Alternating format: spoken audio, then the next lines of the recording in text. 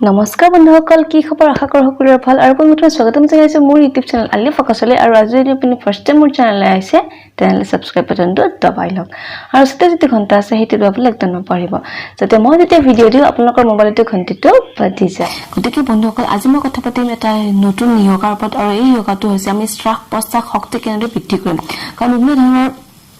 বেমাৰ লগতে এইটো এটা মেইন বেমাৰ হৈ পৰিছে মানে হাৰ্টৰ প্ৰব্লেম উশাহ নিশাহত বহুত কিছুমানৰ প্ৰব্লেম হয় গতিকে সেই প্ৰব্লেমটো আমাৰ এই যোগাটোৰ দ্বাৰা বহুত ভাল পাব বহুত উপশম পাব গতিকে আজি এই ভিডিওটো চাওক আৰু আপোনালোকৰ শ্বাস প্ৰশ্বাস শক্তি বৃদ্ধি কৰক সো লেটস গো প্ৰথমে মই দেখুৱাৰ দৰে থিয় হৈ ল'ব আৰু শৰীৰৰ দুই কাষে হাত দুখন অৱস্থান কৰিব এতিয়া উশাহ লৈ লৈ হাত দুখন ওপৰলৈ উঠাব আৰু উশাহটো এৰি এৰি হাত দুখন তললৈ নমাব এনেদৰে দিনে 10-12 বাৰকৈ অনুলন কৰিব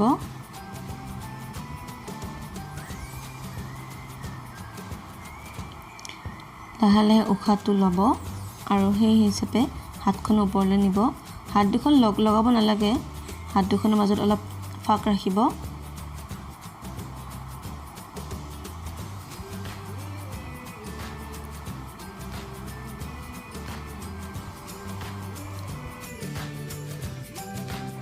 এই ব্যায়ামটো নিয়মিতভাৱে কৰিলে শ্বাস প্ৰশ্বাসৰ শক্তি বৃদ্ধি পায় আৰু লগতে হাওঁফাওঁ অধিক কাৰ্যক্ষম হয় গতিকে এই ব্যায়ামটো নিতৌ 10-12 বাৰকৈ কৰিব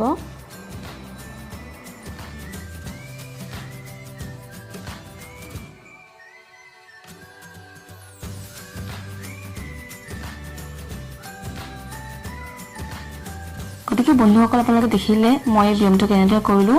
আপোনালোকে এই ব্যায়ামটো প্ৰপাৰলি কৰিবলৈ চেষ্টা কৰিব আৰু যাৰ ফলত আপোনালোকৰ দেহৰ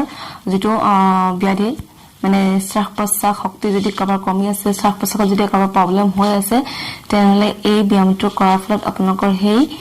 বেমাৰটো নাইকিয়া হৈ যাব গতিকে বন্ধুসকল এই ব্যায়ামটো প্ৰপাৰলি কৰিবলৈ চেষ্টা কৰিব আৰু বিশেষ নকওঁ সদায় সুস্থ থাকক সুখী থাকক আৰু আনকো সুখী কৰিবলৈ যত্ন কৰক সো ফ্ৰেণ্ডছ আজিলৈ Bye bye.